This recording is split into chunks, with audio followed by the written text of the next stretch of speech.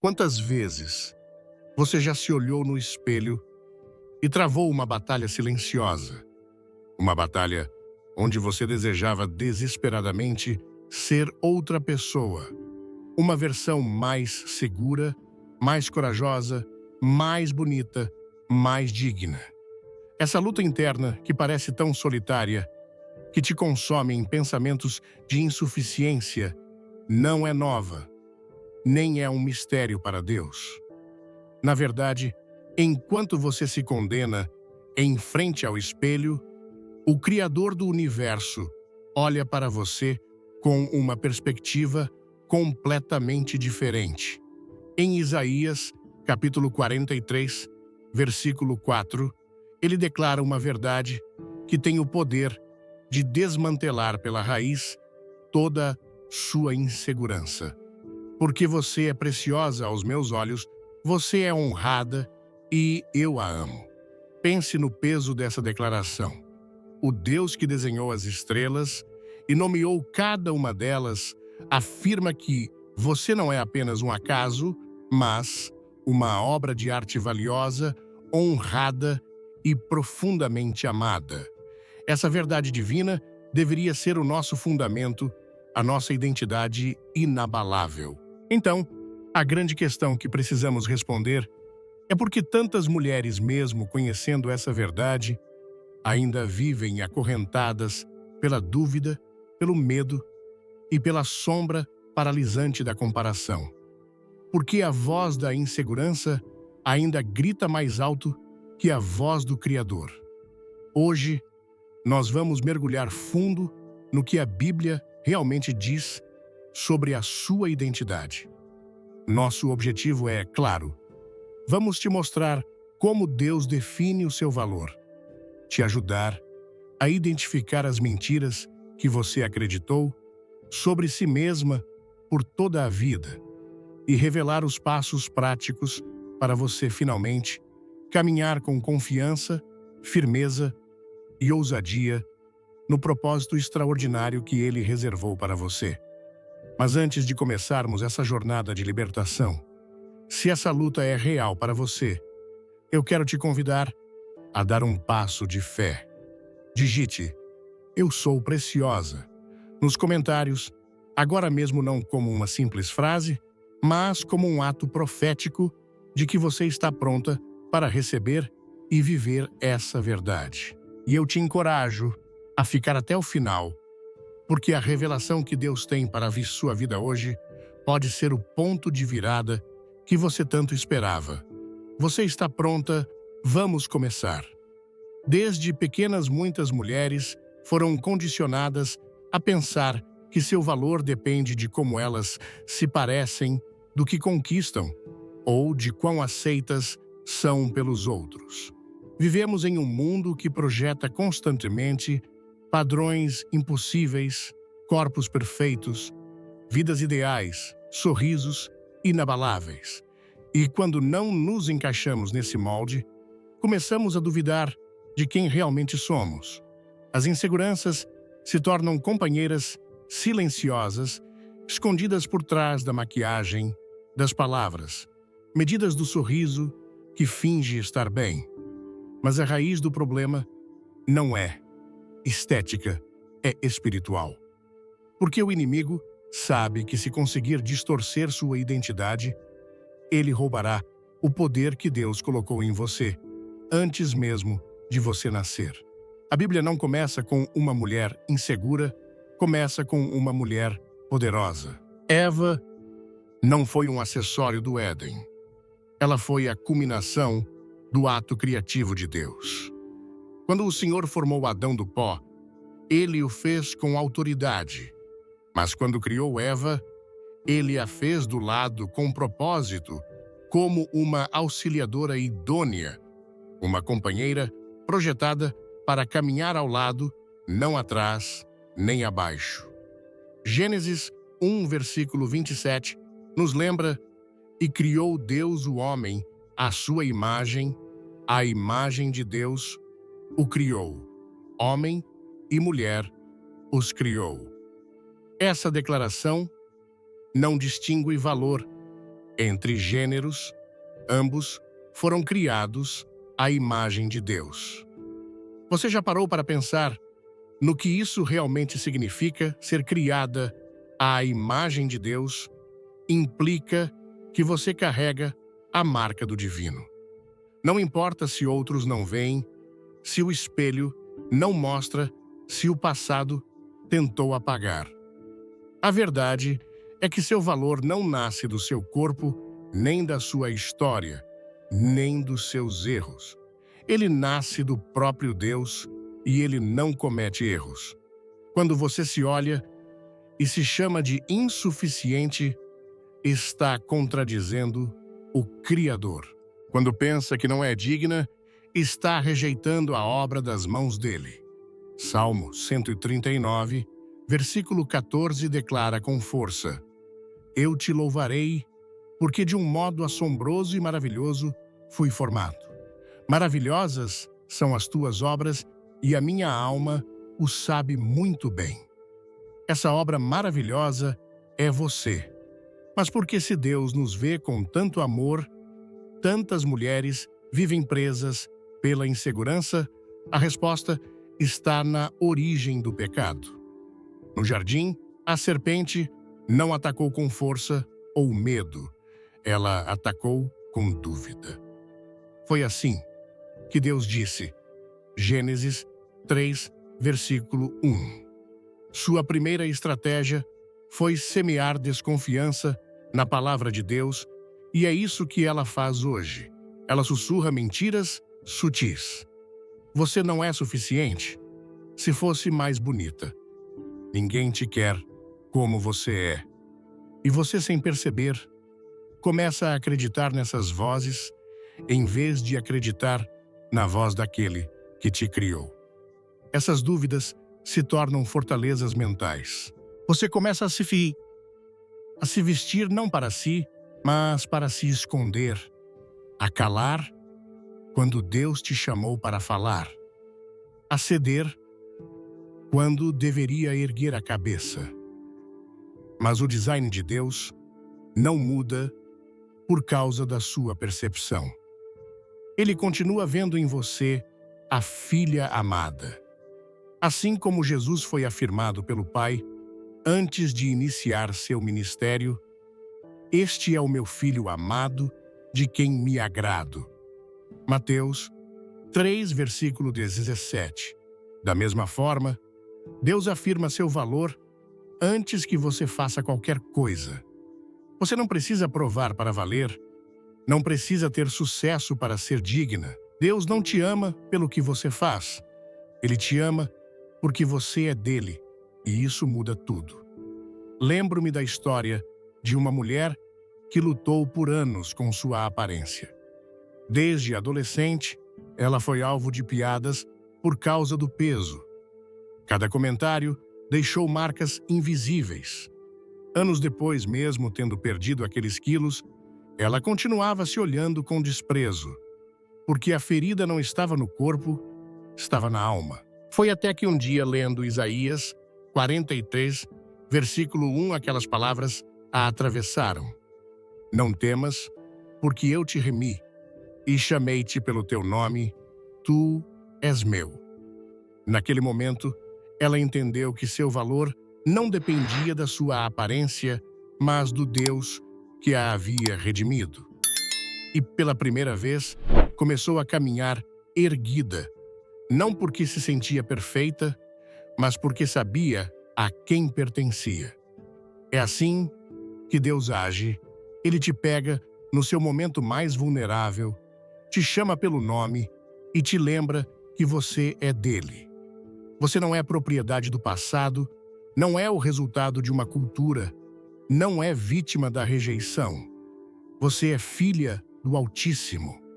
E quando essa verdade se estabelece no seu espírito, a insegurança perde seu poder, porque não há comparação crítica ou expectativa humana que possa superar a voz do Pai que te chama de amada.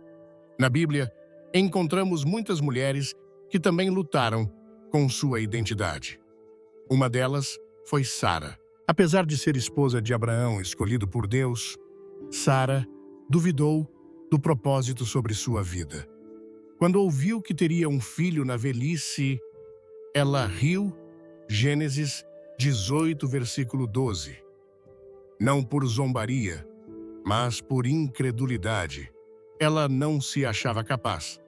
Quantas vezes você riu por dentro quando alguém disse algo bom sobre você, porque no fundo não se sente digna de receber? Mas Deus não parou diante da risada dela. Ele reafirmou sua promessa, porque a identidade que ele entrega não depende da sua fé momentânea, mas da fidelidade eterna dele. Antes de começar, deixe um comentário com se você quer se libertar da insegurança, e não esqueça de se inscrever no canal. A mulher com fluxo de sangue também é um reflexo de como a sociedade tenta apagar aqueles que não se encaixam nas suas normas. Por 12 anos, ela foi considerada impura, evitada e invisível. Mas bastou um momento, um toque de fé, para que Jesus parasse e a chamasse de filha. Marcos 5, versículo 34.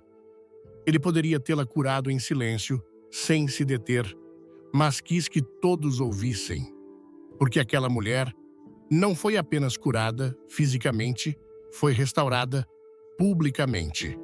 Ela foi reconhecida por quem realmente era. E é isso que Jesus faz com você. Toda vez que você se aproxima dele, com sinceridade, ele te lembra que você não é rejeitada. Você é filha dele.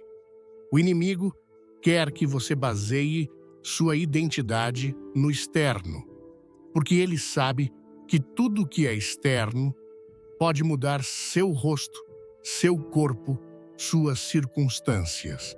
Mas quando você constrói sua identidade no eterno, nada pode te abalar. João 1, versículo 12 nos assegura: mas a todos quantos o receberam, deu-lhes o poder de serem feitos filhos de Deus. Esse é o seu título mais alto, filha do rei. Não importa o que os outros digam. Quantos seguidores você tenha, quantas vezes você tenha errado. Sua identidade está selada em Cristo e esse selo não se apaga. O apóstolo Paulo entendeu essa verdade profundamente. Em Filipenses 3, versículos 7 e 8, ele diz: mas tudo que para mim era lucro, considerei perda por amor a Cristo. Paulo era culto respeitado, tinha um currículo impressionante. Mas quando encontrou Cristo, tudo isso perdeu valor. E você, aqui está se agarrando para se sentir valiosa. Há uma relação, há um título, há um corpo perfeito. Nada disso te definirá eternamente, só sua relação com Deus. É hora de começar a se ver como Deus te vê, de abandonar as regras humanas, de calar a voz crítica que você carrega dentro de si. É hora de repetir o que ele já disse sobre você, que você é linda, que você é capaz, que você é forte, que você é dele. E quando essa verdade começa a habitar sua mente, seus passos mudam. Você já não caminha curvada pela culpa, mas erguida pela graça. Já não fala desde a dúvida, mas desde a convicção. Já não se esconde, porque sabe que sua luz não foi dada para permanecer apagada. Há uma geração de mulheres sendo chamada a despertar, a quebrar as correntes invisíveis da insegurança, a se levantar como Esther, que, embora tenha duvidado no início, reconheceu que foi colocada para um tempo como este. Esther 4, versículo 14. Você também foi criada com um propósito eterno. Você não é um erro, não está aqui por acaso. Você foi pensada, sonhada e formada por um Deus que não improvisa. Se você pudesse ver o que ele vê quando te olha, se pudesse entender que o céu celebra sua existência, que os anjos reconhecem seu valor, que o Espírito Santo habita em você, então toda insegurança se dissiparia. Porque não se trata de se sentir segura, mas de estar firme na verdade. E a verdade é esta: você foi criada à imagem de Deus, redimida pelo sangue de Cristo, chamada pelo nome e enviada com um propósito. A insegurança se alimenta de uma mentira silenciosa, que outra pessoa está fazendo o que você deveria fazer, que outra pessoa tem o que te falta. Essa mentira não começou nesta geração. Ela se infiltrou desde os primeiros capítulos da história humana. A comparação é uma estratégia antiga, projetada não apenas para provocar inveja, mas para te desconectar do seu chamado. Porque quando o seu olhar está no caminho de outra pessoa, você perde de vista o design específico que Deus estabeleceu para você. A palavra de Deus nunca incentiva a comparação. Pelo contrário, ela denuncia. Em Gálatas 6, versículo 4, lemos: Cada um examine a sua própria obra, e então terá motivo de gloriar-se em si mesmo e não em outro. Essa instrução revela que a medida do seu propósito não está no que os outros fazem, mas no que você foi chamado a fazer. Mas quando se cede à comparação, não apenas se perde a paz, perde-se a visão, a obediência, o alinhamento com a vontade de Deus. Na Escritura, o inimigo usou a comparação para desencadear algumas das divisões mais dolorosas. Em Gênesis 4, Caim observa a aceitação que Deus dá a Abel e seu olhar se distorce. Ele não se pergunta o que deve corrigir, mas por que o outro foi aprovado. A raiva nasce do ressentimento, não da reflexão. O resultado foi trágico. O primeiro assassinato registrado na história humana não veio de uma ofensa direta, mas de uma comparação mal gerenciada. Isso revela que a comparação, longe de ser inofensiva, é uma raiz que pode levar à destruição total se não for arrancada a tempo. Quando uma mulher cai na armadilha de comparar sua vida, seu corpo, suas conquistas ou sua história com a de outra, ela começa a caminhar com um peso que nunca foi projetado para carregar.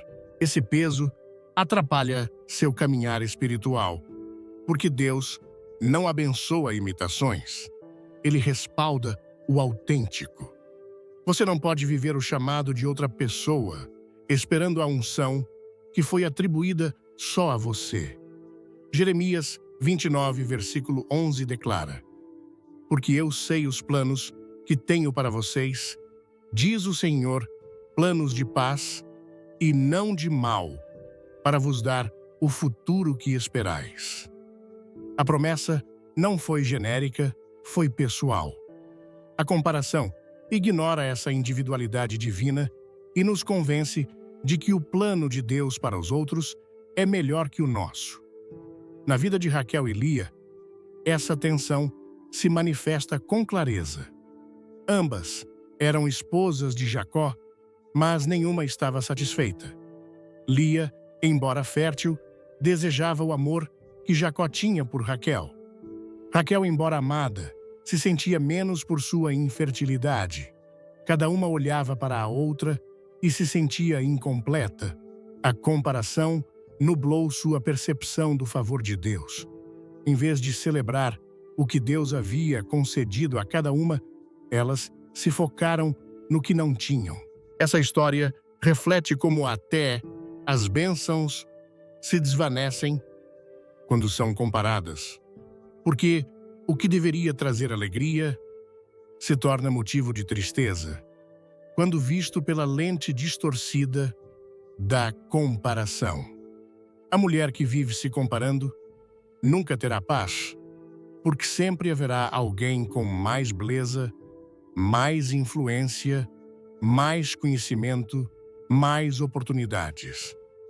Mas a mulher que entende que seu propósito é único, caminha em paz, mesmo que outros corram.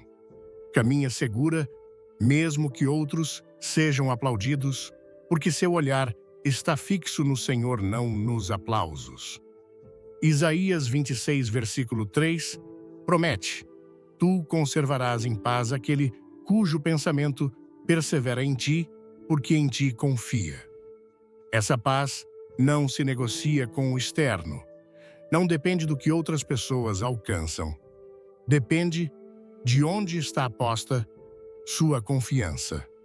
Se esta mensagem tocar seu coração, clique no like e compartilhe com alguém que precisa ouvir isso hoje. Quando Pedro perguntou a Jesus o que aconteceria com João, o mestre não respondeu com uma explicação detalhada.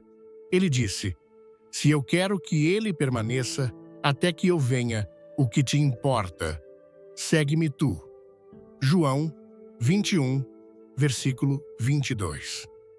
Essa resposta continua sendo a voz de Deus para cada mulher que desvia seu olhar para o caminho alheio. O que te importa? Segue-me tu. Cada vida tem seu tempo, cada chamado tem seu processo, cada ministério tem seu ritmo. A comparação não apenas impacienta, mas intoxica, porque ao olhar o progresso dos outros, começa-se a questionar a fidelidade de Deus. Mas Deus não trabalha segundo comparações humanas. Ele opera por design divino. A comparação também ataca a gratidão. Quando uma mulher vive observando outras, começa a minimizar seus próprios avanços. O que antes era motivo de alegria, agora parece insuficiente. O que antes era celebrado como vitória, agora parece uma derrota silenciosa.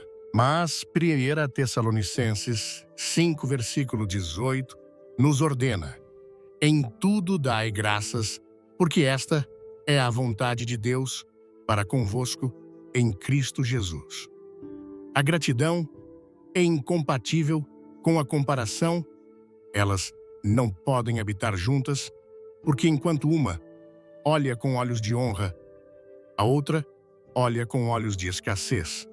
A segurança não nasce do reconhecimento externo, nasce do enraizamento na verdade de que Deus não faz duplicatas. Se Ele te criou com intenções específicas, você não precisa se parecer com ninguém mais. A mulher segura não é aquela que se sente superior, mas aquela que não precisa se comparar.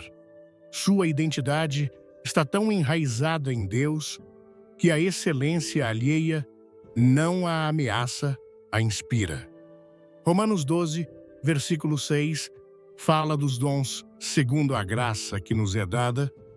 Cada uma recebeu algo, e esse algo não se mede contra outro, mas contra a obediência com que é administrado. Na parábola dos talentos, Jesus não igualou as quantidades, mas avaliou a fidelidade. O servo que recebeu 5 não foi mais valioso que o que recebeu 2.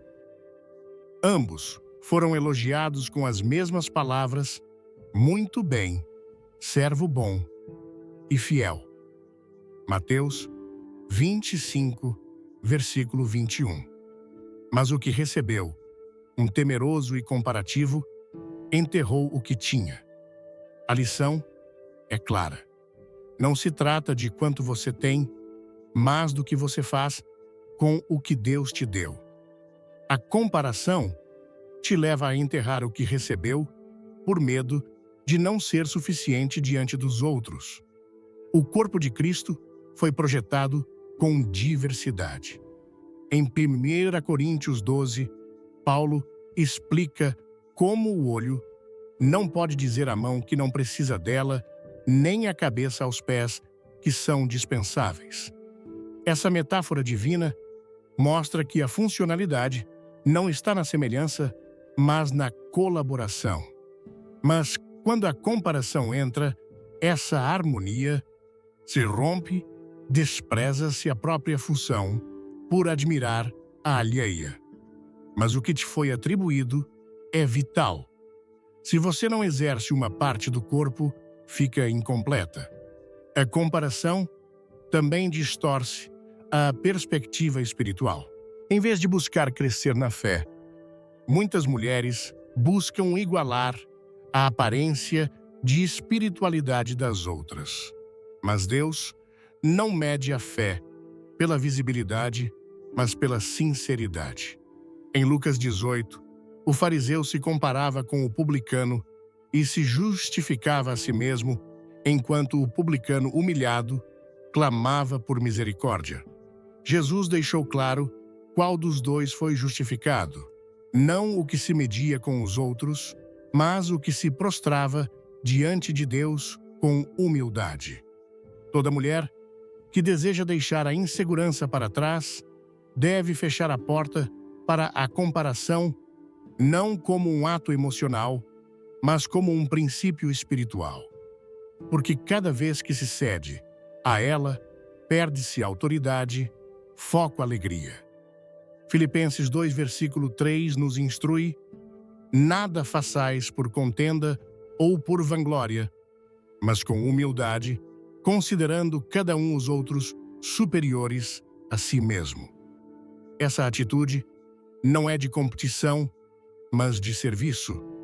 A comparação se dissolve quando a missão se torna mais importante que a imagem. Há uma liberdade profunda em parar de olhar para os lados, em correr a carreira que está diante de você, sem se desviar pelo que os outros fazem ou alcançam. Hebreus 12, versículo 1, nos chama a correr com paciência a carreira que nos foi proposta com os olhos fixos em Jesus, o autor e consumador da fé. Essa direção do olhar é essencial. Onde você fixa seus olhos, ali vai seu coração. Se seus olhos estão nos outros, seu coração estará dividido. Mas, se seus olhos estão em Cristo, seu coração permanecerá firme. Deus não precisa que você seja igual a outra mulher. Ele precisa que você seja obediente ao que Ele depositou em você. Nesse lugar de obediência, a propósito, a graça, a plenitude.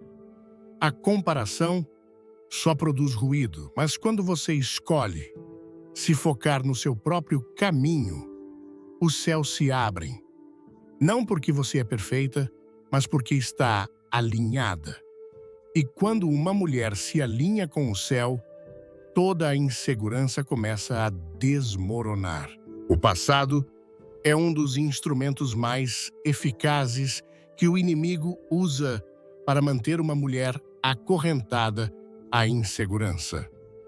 Ele não faz isso com correntes visíveis, mas com lembranças persistentes, com frases não resolvidas, com decisões que ainda doem. Mas a verdade bíblica não deixa espaço para que essa prisão seja permanente, porque a obra de Deus em uma vida não se limita ao presente, nem é frustrada pelo que aconteceu antes.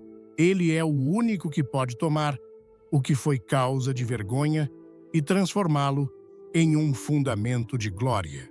Em 2 Coríntios 5, versículo 17, a Escritura declara com autoridade: se alguém está em Cristo, nova criatura é. As coisas velhas já passaram, eis que tudo se fez novo. Essa afirmação não é um consolo poético, é uma realidade espiritual definitiva. O que foi já não é. O que te marcou já não te define. O que você fez não cancela o que você pode vir a ser. Na Bíblia, Deus não escolhe pessoas por seu histórico impecável, mas por sua disposição a serem transformadas. Moisés foi um assassino antes de se tornar libertador. Davi cometeu adultério antes de escrever os salmos mais puros. Paulo perseguiu cristãos antes de ser o apóstolo da graça. Deus não omite esses antecedentes. Ele os redime, porque o poder do Evangelho não se demonstra na perfeição humana, mas na restauração divina. Cada história que parecia ter terminado em ruína foi reescrita pela mão do Pai, não como se nunca tivesse havido erro, mas como testemunho do seu poder para restaurar o que parecia impossível de curar. Fique até o final do vídeo, porque temos uma surpresa especial que vai te inspirar ainda mais. Quando uma mulher vive definida por seu passado, seu presente se torna confuso e seu futuro inacessível, não porque Deus não queira levantá-la, mas porque ela mesma continua sentada nas ruínas do que já foi perdoado. A insegurança floresce quando a alma se recusa a aceitar o que Deus já decretou. Isaías 1, versículo 18, oferece um convite que rompe toda a condenação. Vinde, pois, e arrazoemos, diz o Senhor. Ainda que os vossos pecados sejam como a escarlate, como a neve serão branqueados.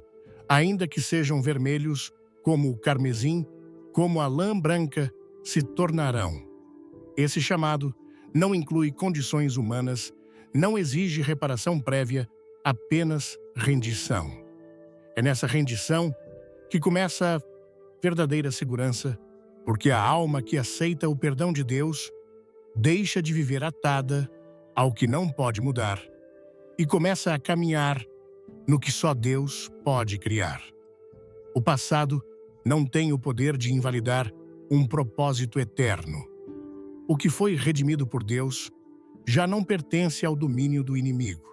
Mas muitas mulheres continuam acreditando que seus erros as tornam indignas de um chamado. Essa mentira deve ser confrontada com a verdade do Evangelho. Em Romanos 8, versículo 1, estabelece-se um princípio inabalável. Portanto, agora nenhuma condenação há para os que estão em Cristo Jesus. Essa palavra não deixa espaço para dúvidas nenhuma. Condenação não parcial, não temporária nenhuma. Porque a obra de Cristo na cruz não foi simbólica, foi total. Foi suficiente, foi definitiva. Deus não lembra os pecados arrependidos como os homens fazem. Hebreus 8, versículo 12, afirma claramente: E jamais me lembrarei de seus pecados e de suas iniquidades. Essa é a mente do Pai. Sua misericórdia não mantém registro. Seu amor não repassa a falta. O inimigo acusa, mas Cristo intercede. O passado pode estar vivo na sua memória, mas está morto nos registros celestiais. Essa distinção é vital para uma mulher que deseja caminhar com segurança, porque se Deus não o lembra, você não está obrigada a revivê-lo. Se ele o apagou, você não precisa se justificar perante ninguém mais. O apóstolo Pedro negou Jesus no momento mais crítico, 3 vezes afirmou não conhecê-lo.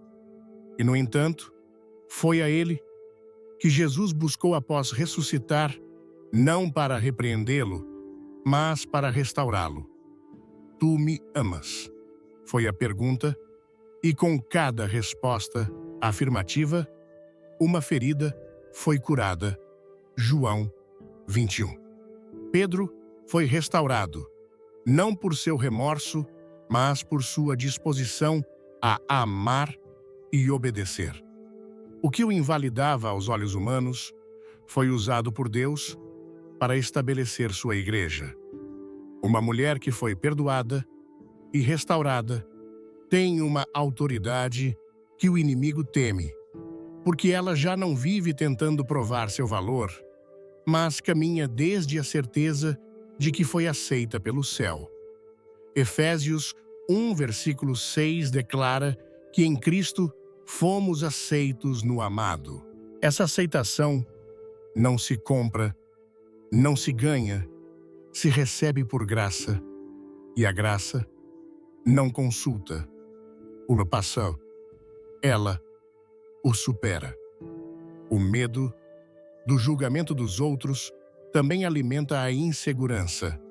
Mas em Gálatas 1, versículo 10, Paulo faz uma distinção clara. Busco eu agora o favor dos homens, ou de Deus, ou procuro agradar aos homens? Se ainda estivesse agradando aos homens, não seria servo de Cristo. A liberdade da insegurança não vem apenas do perdão de Deus, mas de se desligar da necessidade de validação externa. A mulher que caminha com Deus não precisa da aprovação de quem ainda lembra o que ela foi. Sua vida, agora, é testemunho do que Deus fez. Sua história está marcada não por suas falhas, mas pela fidelidade de Deus no meio delas. Salmo 103, versículo 12, expressa com profundidade a distância que Deus coloca entre nosso pecado e sua memória. Quanto está longe o Oriente do Ocidente, assim afasta de nós as nossas transgressões. Essa distância não pode ser percorrida. Deus não apenas perdoa, Ele separa, Ele afasta, Ele limpa. E faz isso com a intenção de que você não continue vivendo como se ainda estivesse manchada. Porque onde houve perdão, agora há dignidade restaurada. O passado tem voz, mas já não tem autoridade. A única voz que tem poder sobre seu presente é a daquele que te chamou. E essa voz diz: você é minha filha. Essa é a verdade que silencia toda acusação. Você não é a mulher que falhou, é a mulher que foi levantada. Não é a história quebrada, é a vasilha renovada. Não é a que foi marcada, é a que foi selada com o novo nome. Apocalipse 2, versículo 17, fala de uma promessa profunda. Ao que vencer, dar-lhe-ei uma pedrinha branca, e na pedrinha um novo nome escrito, o qual ninguém conhece, senão aquele que o recebe. Esse nome não está ligado ao seu passado. Está ligado à sua eternidade. Ao que Deus vê em você, além dos seus erros. Cada vez que a insegurança tentar falar do seu ontem, lembre-se de que o sangue de Cristo não foi derramado pelos perfeitos, mas pelos que precisavam de redenção. E essa redenção não foi parcial, foi absoluta. Quando você aceita essa verdade, começa a caminhar com uma segurança que não vem do orgulho, mas do reconhecimento da graça. Porque se Deus não te condena, ninguém mais tem autoridade para fazê-lo. Um dos enganos mais destrutivos que alimenta a insegurança é a falsa ideia de que você não tem nada valioso para oferecer. Esse pensamento sutil camuflado de humildade é uma distorção que contradiz o próprio design de Deus. Cada mulher, sem exceção, foi formada com intenção dotada com habilidades espirituais, emocionais e práticas que não estão aí por acaso, mas como ferramentas específicas para cumprir o chamado eterno. O erro não está na falta de capacidade, mas na cegueira espiritual, que impede reconhecer o que já foi depositado. Quando Deus cria, Ele não improvisa. Sua obra não é genérica, nem seus chamados são intercambiáveis. Em Jeremias 1, versículo 5, a voz do Eterno revela um princípio inabalável. Antes que te formasse, no ventre te conheci, e antes que nascesses, te santifiquei. Essa afirmação destrói toda dúvida sobre propósito. Deus não começou a trabalhar com você no dia em que você decidiu segui-lo. Ele já vinha operando antes que você tivesse consciência da sua existência. Cada detalhe foi cuidadosamente projetado. Não há aspecto em você que não tenha sido tocado pela mão do Criador com uma razão precisa. O Salmo 139, versículos 15 e 16. Cheio de adoração e profundidade, declara: os teus olhos viram o meu corpo ainda informe, e no teu livro todas estas coisas foram escritas os dias que foram ordenados para mim, quando ainda não havia nenhum deles. Aqui não há margem para se sentir invisível ou desnecessária. Cada dia foi contado, cada característica foi estabelecida, cada dom foi semeado com visão eterna. Mas quando essa verdade não é conhecida, a insegurança toma espaço. Quer mais conteúdos como este? Inscreva-se, ative o sininho e comente. Quero mais, para nos motivar. Quando os dons não são exercidos, a alma murcha e a identidade começa a depender do externo.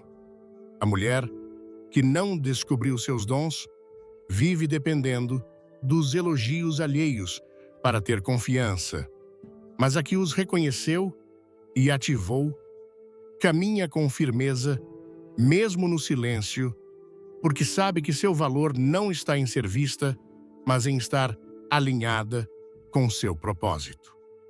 Romanos 12 fala com clareza sobre a diversidade de dons no corpo de Cristo. Ninguém tem tudo, mas todos têm algo. E o que você tem, ninguém mais pode exercer como você, porque não se trata apenas do dom em si, mas da maneira como ele flui através de você, com sua história, sua voz, sua sensibilidade, seu discernimento.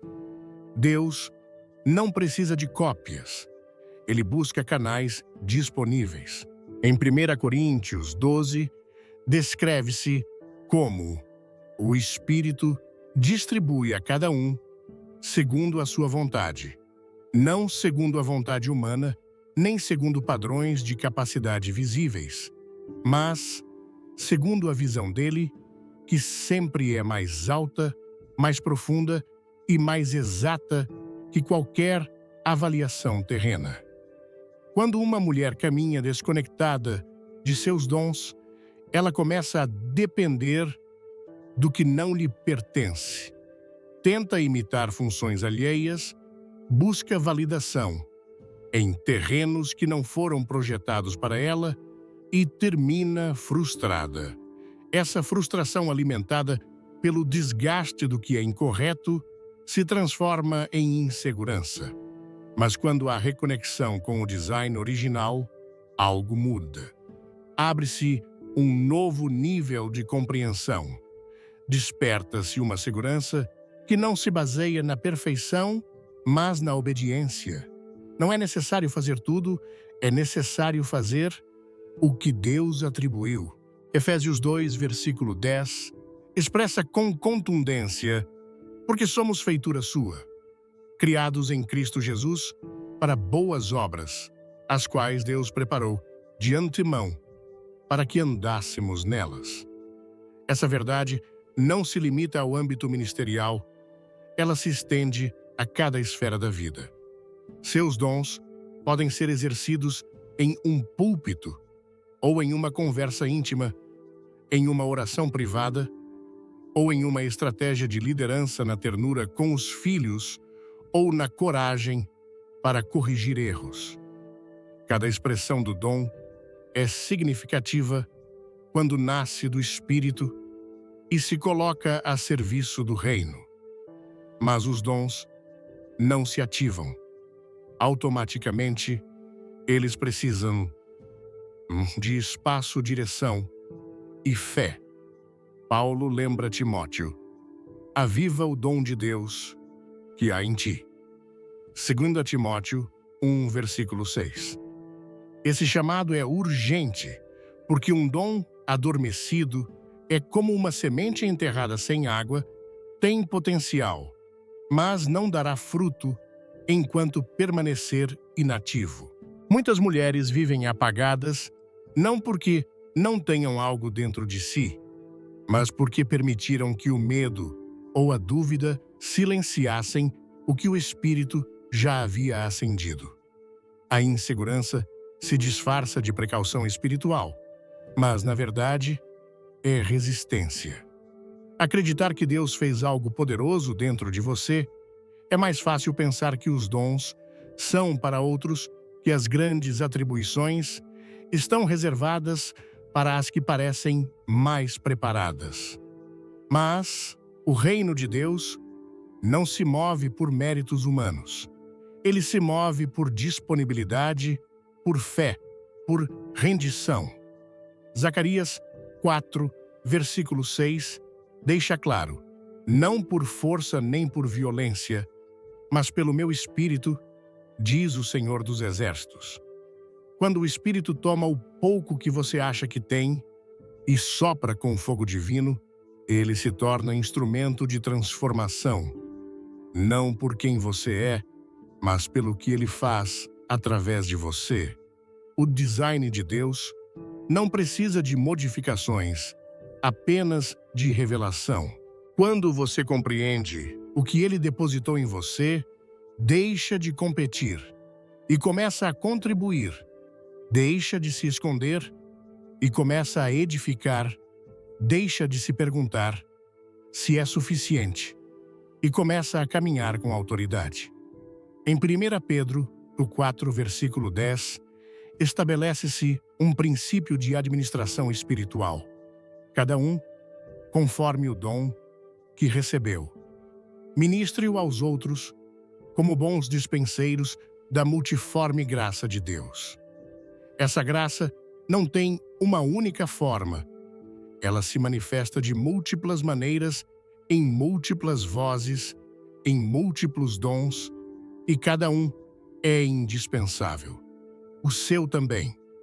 O inimigo ataca com força quando percebe que uma mulher está despertando para seu design.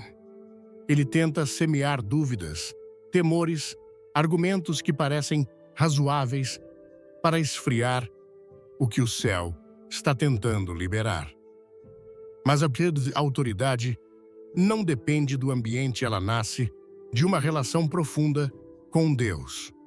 Quando uma mulher está em comunhão com o Pai, ela reconhece sua voz e isso a impulsiona a agir, mesmo sem todas as respostas claras. Hebreus 11 está cheio de homens e mulheres que exerceram fé sem ver o panorama completo. Eles não tinham certezas visíveis, mas tinham uma convicção interna que lhes permitiu avançar. Essa convicção não nasce de um estado emocional, nasce do Espírito. E esse mesmo Espírito habita em você. Deus não chama para te envergonhar. Ele chama para te mostrar o que você ainda não sabe que tem. E ele faz isso com paciência, com amor, com intenção, porque ele conhece o tempo de cada semente, sabe?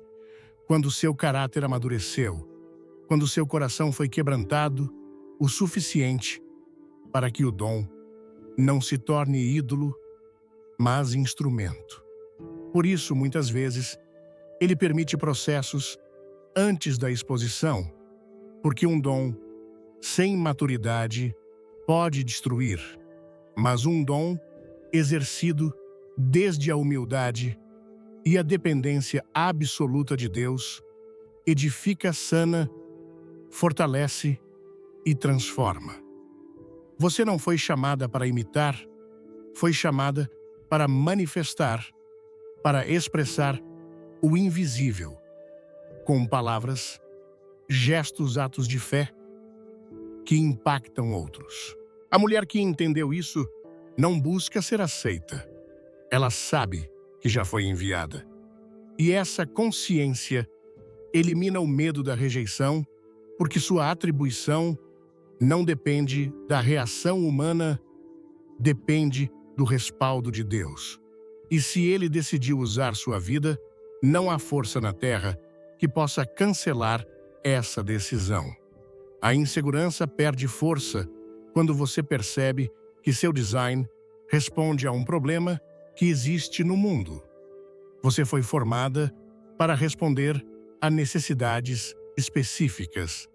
Seus dons não são enfeites, são ferramentas de batalha, são provisão do céu para curar feridas, levantar caídos, anunciar verdades, construir esperança.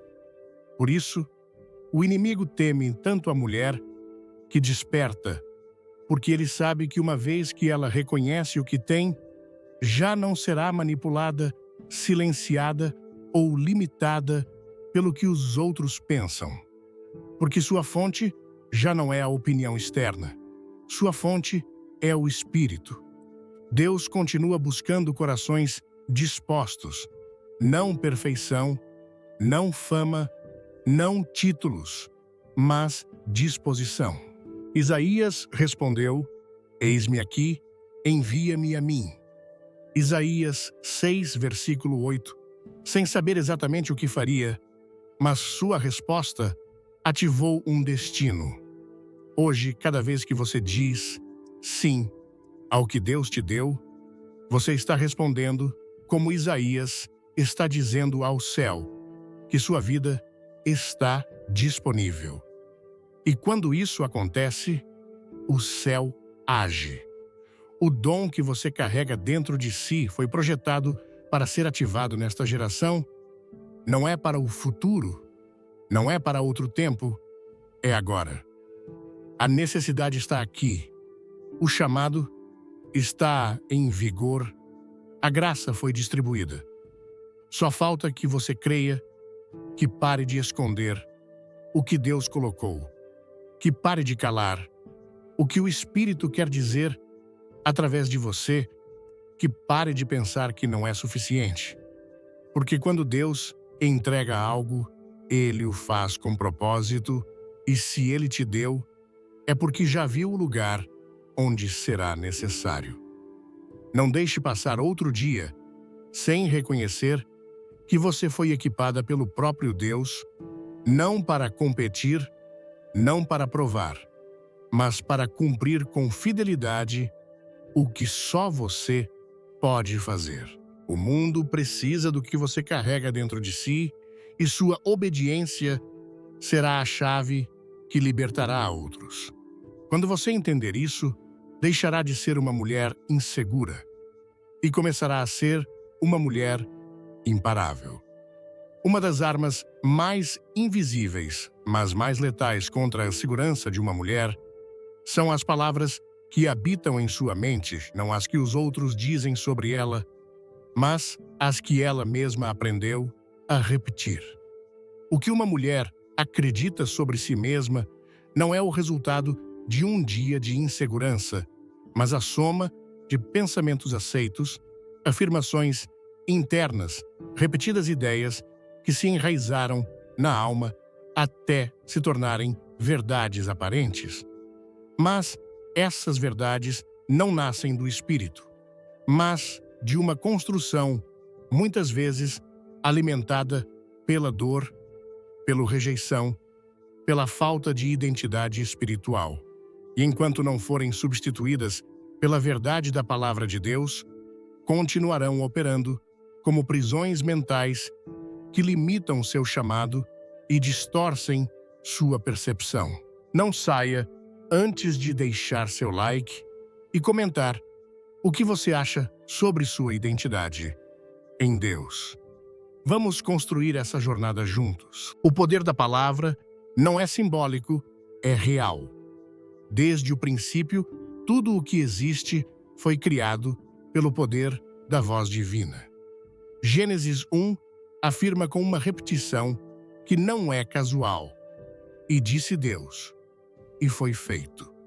A voz de Deus tem a capacidade de dar forma, de estabelecer, de trazer existência ao que não é. E se fomos criados à imagem desse Deus, nossas palavras também constroem. Mas quando essas palavras estão contaminadas pela mentira, pela comparação ou pelo medo, elas não edificam, destroem, não levantam, paralisam. Em Provérbios 18, versículo 21 está escrito: a morte e a vida estão no poder da língua, e aquele que a ama comerá do seu fruto. Esse aviso é espiritual e psicológico. Ao mesmo tempo, as palavras têm o poder de matar um sonho, ou de avivá-lo, de matar a confiança, ou de semeá-la. Cada vez que uma mulher declara internamente que não é suficiente, que não é capaz, que não é digna, ela está construindo uma realidade contrária ao design de Deus. Essa voz interior não é inofensiva. Ela se torna um fundamento falso sobre o qual se edifica uma vida que Deus nunca projetou. O inimigo conhece esse princípio.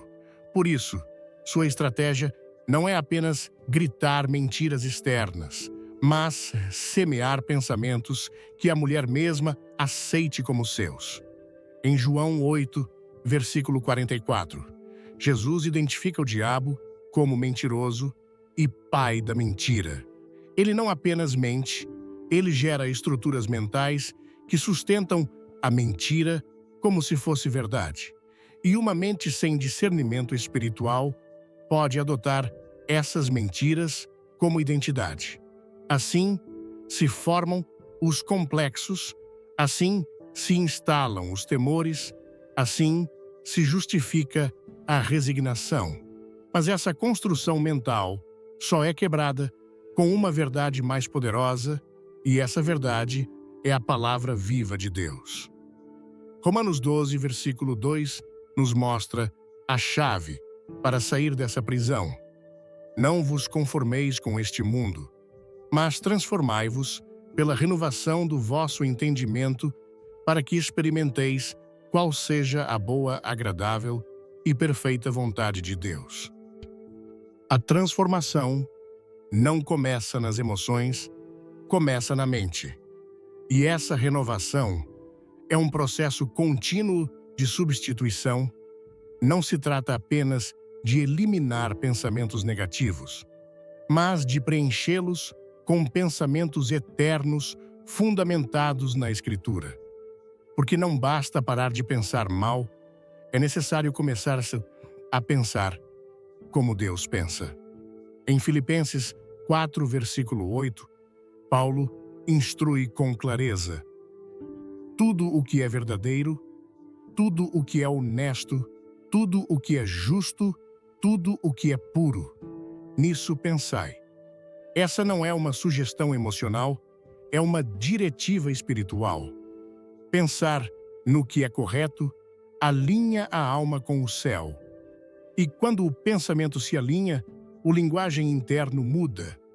E quando o linguagem muda, muda a forma como uma mulher se posiciona diante da vida, diante do chamado, diante da dor, diante da rejeição. O linguagem interno de uma mulher segura não nasce de um positivismo superficial, nasce do enraizamento nas promessas de Deus. Sua voz interna não repete slogans, repete Escritura. Ela não se diz, eu posso com tudo. Ela se lembra, tudo posso naquele que me fortalece. Filipenses 4, versículo 13. Essa diferença é fundamental porque a força não está nela mesma, está naquele que habita nela. E quando essa convicção toma forma, a insegurança perde acesso. O próprio Jesus foi tentado no deserto com uma estratégia baseada em palavras. O inimigo lhe falou 3 vezes e, em cada ocasião, a resposta do Filho de Deus foi a mesma: está escrito. Ele não argumentou com ideias humanas, não se defendeu com lógica emocional. Ele se sustentou na Escritura, porque a verdade revelada é a única que tem autoridade para desativar as mentiras do inimigo.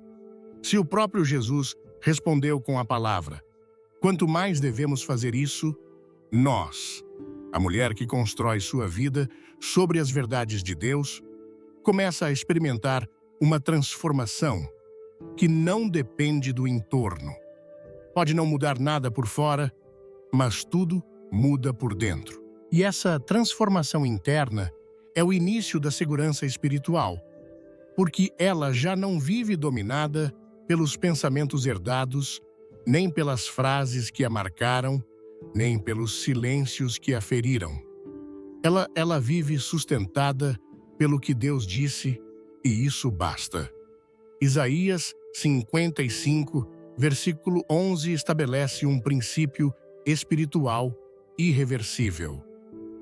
Assim, será a minha palavra que sai da minha boca. Ela não voltará para mim vazia. Quando uma mulher fala o que Deus disse, ela está ativando um ciclo de cumprimento. Ela não fala por falar, fala para estabelecer, para declarar, para semear. E o que ela semeia com fé, Deus respalda. Mas se ela continua repetindo o que a cultura, o medo ou a culpa disseram, então reproduz um ciclo contrário ao do reino. Por isso, a renovação não é opcional, é urgente. Os pensamentos repetidos se tornam crenças, as crenças se tornam palavras e as palavras, ações. Quando uma mulher declara que não pode, que não vale, que não tem, ela está profetizando limitação. Mas quando se alinha com o que Deus disse, começa a ver portas que antes não via, porque o que uma mulher vê é determinado por como ela pensa. Se seus pensamentos são baixos, seu olhar será curto. Mas se sua mente está conectada com o céu, sua visão se expande. Colossenses 3, versículo 2 chama a fixar a mente nas coisas do alto, não nas coisas da terra. Essa direção mental é chave, porque onde a mente se fixa, o coração se inclina. E onde o coração se inclina, ali vai a vida. A mulher que deseja deixar a insegurança não deve apenas mudar o que diz, deve mudar o que acredita. E para acreditar de frente, precisa ouvir uma voz superior, a voz de Deus. Cada promessa bíblica é uma afirmação de identidade. Cada palavra que Deus deixou em sua escritura é uma declaração que tem poder para quebrar fortalezas.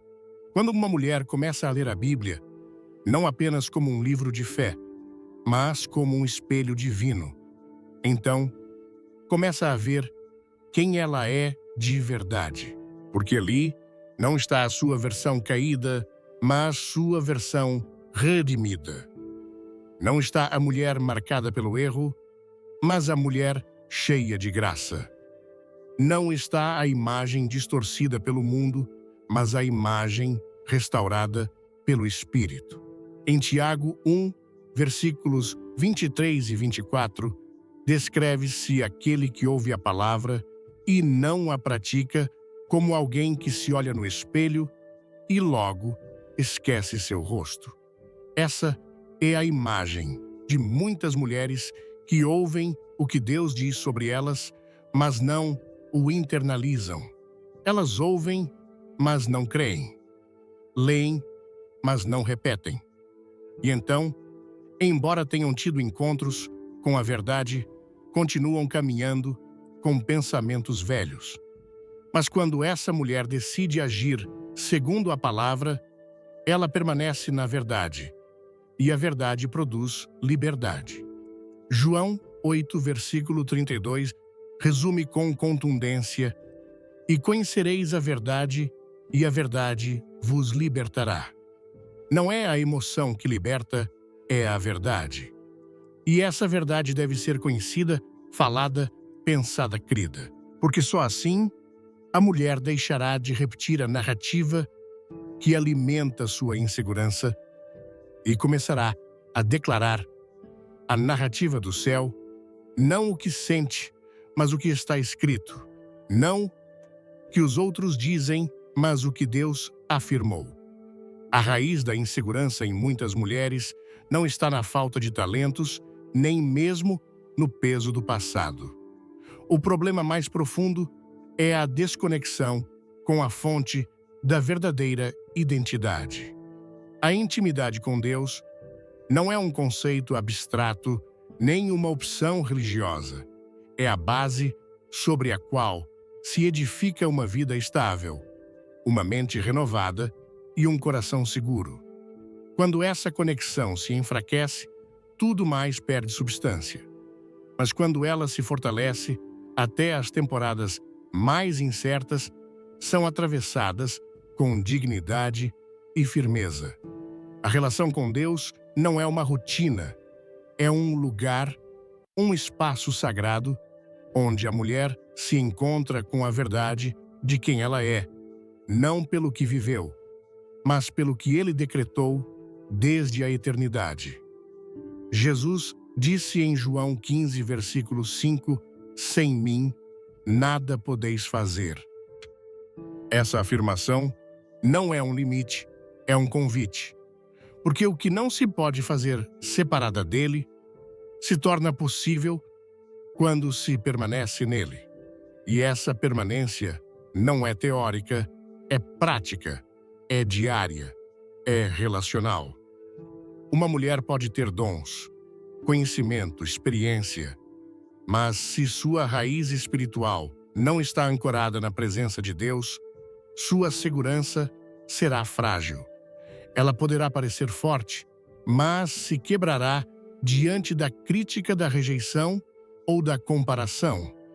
Em contrapartida, a que caminha em intimidade com o Senhor não precisa de proteção externa, porque sua alma está escondida nele. Colossenses 3, versículo 3 diz com clareza: a vossa vida está escondida com Cristo em Deus.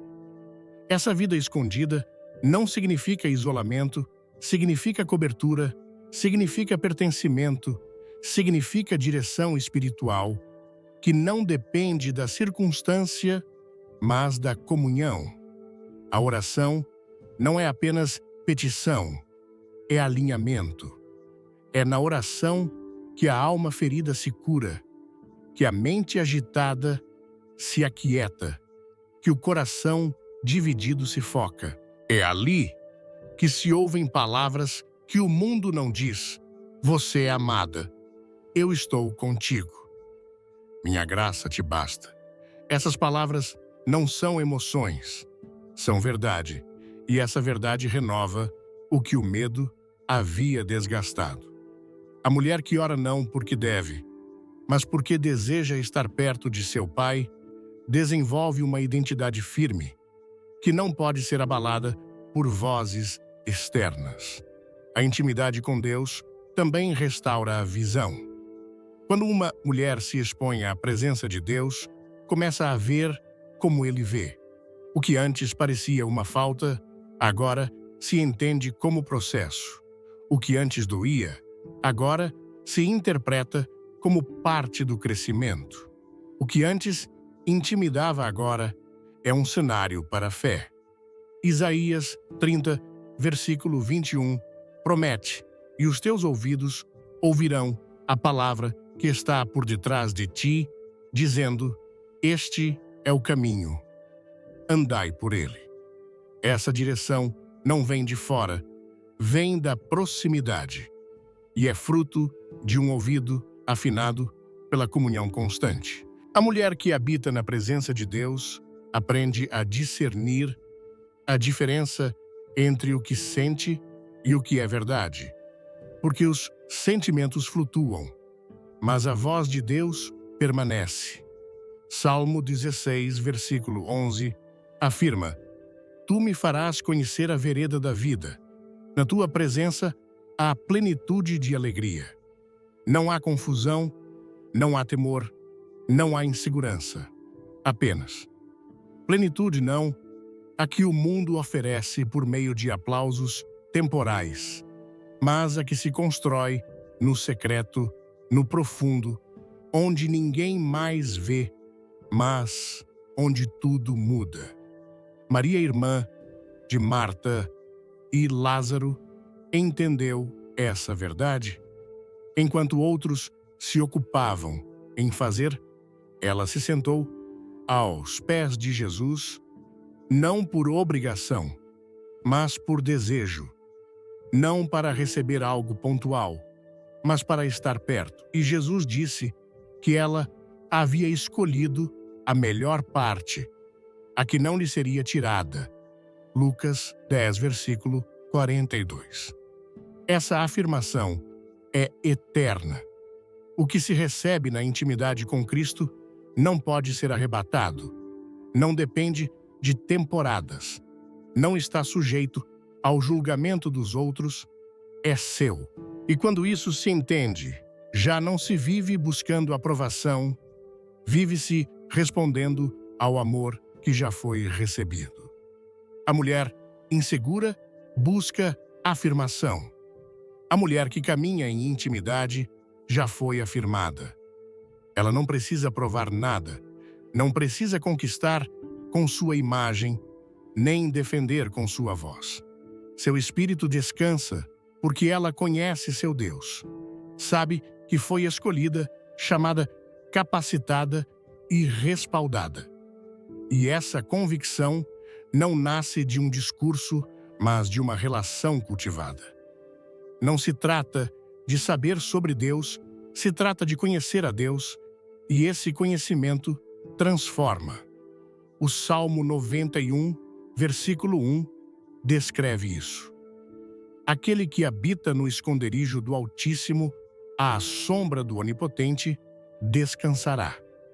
Essa sombra não é escuridão, é cobertura, é segurança, é proteção emocional, mental e espiritual. É ali que a mulher deixa de ser vulnerável aos ataques do inimigo, porque foi fortalecida por dentro. Essa mulher não vive em reação, vive em propósito. Não age desde a ferida, age desde a cura, porque permaneceu onde muitas não querem estar, no silêncio, onde Deus fala no secreto, onde Deus forma na quietude, onde Deus revela. Quando uma mulher entende que sua segurança não depende de ser vista, mas de estar conectada com a fonte da vida, ela já não precisa de adornos que escondam seu vazio, porque já não há vazio, há plenitude. E essa plenitude não precisa de adornos, ela irradia, flui, inspira, porque vem do Espírito. Uma relação íntima com Deus não se mede por palavras ditas, mas por frutos visíveis. Gálatas 5, versículo 22, descreve esses frutos: amor, alegria, paz, paciência, benignidade, bondade, fé, mansidão, temperança. Essa é a evidência de uma mulher que esteve com Deus. Não precisa dizê-lo, isso se nota. Sua presença muda ambientes. Sua voz traz direção. Seu olhar transmite esperança, porque ela não caminha sozinha. Caminha acompanhada pelo Espírito, que a guia, a consola e a empodera. E assim, chegamos ao final desta jornada. Mas eu quero que você entenda, com cada fibra do seu ser, que este não é um ponto final. É um ponto de partida. É o limiar da vida para a qual você foi criada. Depois de tudo o que ouvimos, a verdade começa a tomar forma, não como uma teoria distante, mas como uma realidade palpável que redefine tudo. A mulher segura a mulher verdadeiramente confiante não é aquela que vive uma vida sem tempestades, que nunca sente o vento do medo ou a pontada da dúvida. Essa mulher é uma ficção, uma miragem, que o mundo nos vende para nos manter presas no ciclo da frustração. A mulher segura a mulher que o céu reconhece, é aquela que aprendeu a caminhar no meio do temor sem retroceder, porque a sua segurança não está na ausência de fraqueza, mas na presença constante de uma convicção inabalável. Essa convicção não diz, eu sou forte o suficiente. Ela sussurra com uma autoridade divina, o Deus que habita em mim é mais forte que a tempestade que me cerca. A verdadeira fortaleza, minha irmã, não consiste em aparentar firmeza, em construir muros altos para que ninguém veja suas rachaduras. A verdadeira fortaleza está em habitar a verdade com uma humildade radical. A verdade de que Deus não precisa que você seja perfeita para usá-la. Ele só precisa que você esteja disponível para ser transformada. Não se trata mais de se esforçar desesperadamente para caber em moldes que outros definiram para você, moldes que te apertam, te sufocam e te diminuem. Trata-se de finalmente permitir que o Espírito Santo, no secreto do seu coração, revele quem você realmente é, para que essa mulher, a mulher que ele projetou desde a eternidade, possa finalmente se levantar com autoridade no público. Lembre-se disto, a mulher que ora no oculto será voz que ecoa com sabedoria no alto. A mulher que se rende no altar será a rocha que é sustentada na tempestade. A mulher que se cala para ouvir a voz de Deus será aquela que fala com palavras que quebram cadeias. O céu não está em busca de mulheres sem erros, sem um passado, sem cicatrizes.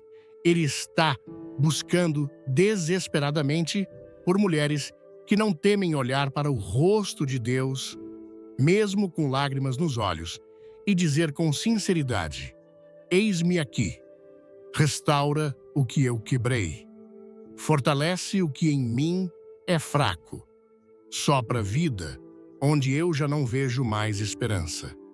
E é neste ponto que a sua decisão pessoal transcende a sua própria vida e se torna algo eterno.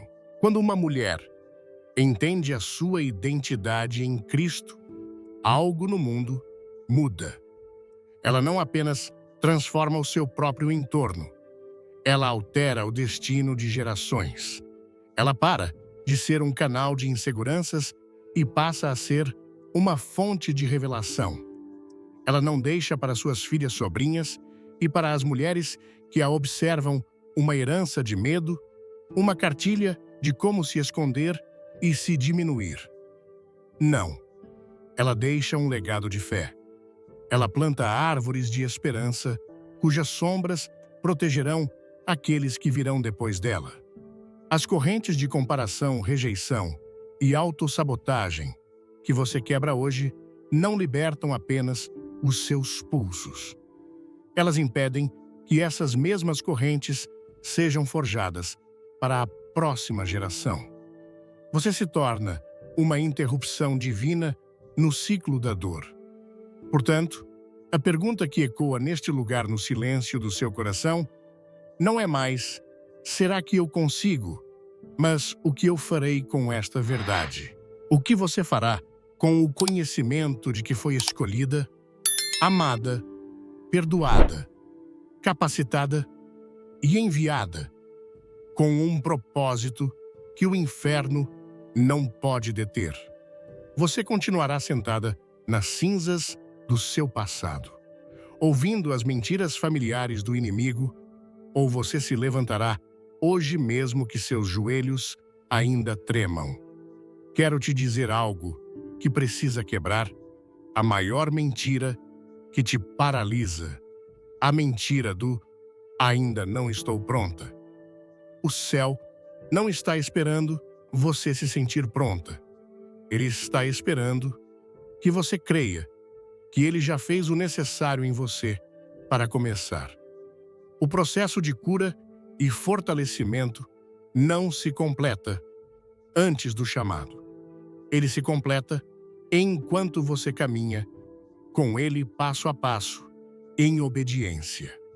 A cada passo que você der na direção dele, você verá que tudo aquilo que você pensava que te fazia insuficiente, todas as suas falhas, todas as suas fraquezas, era apenas a matéria-prima que Deus estava esperando para transformar na mais pura manifestação da glória dele.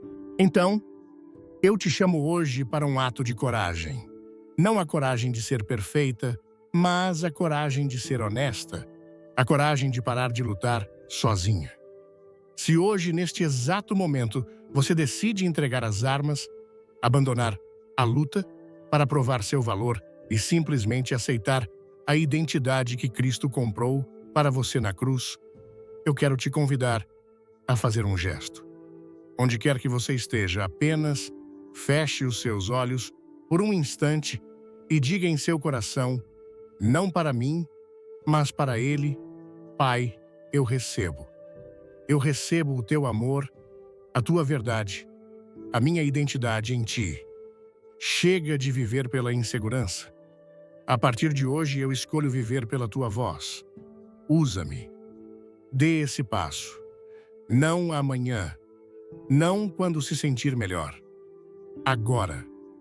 Porque a mulher imparável que Deus te criou para ser não está no futuro. Ela está esperando por esta decisão para nascer hoje.